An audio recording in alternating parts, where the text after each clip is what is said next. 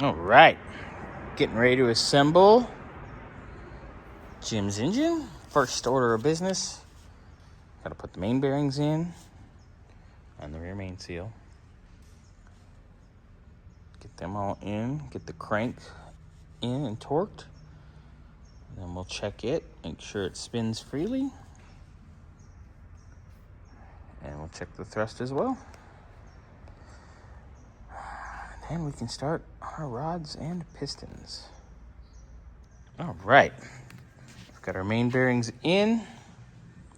We've got our rear main seal in. Going to get the crankshaft out, make sure it's clean. And then I'm going to lube these bearings and set our crank in. All right, so the crank is in. Turn it by hand.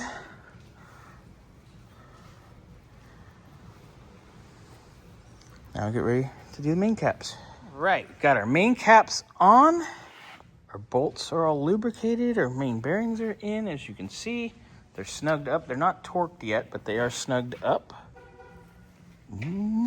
Looking good, looking good. All right, I'm gonna torque these and then check it from there. Damn! All right. Crank's in, torqued. Very nice. Very nice. All right, now we can start getting ready to do our rings. Fun, fun.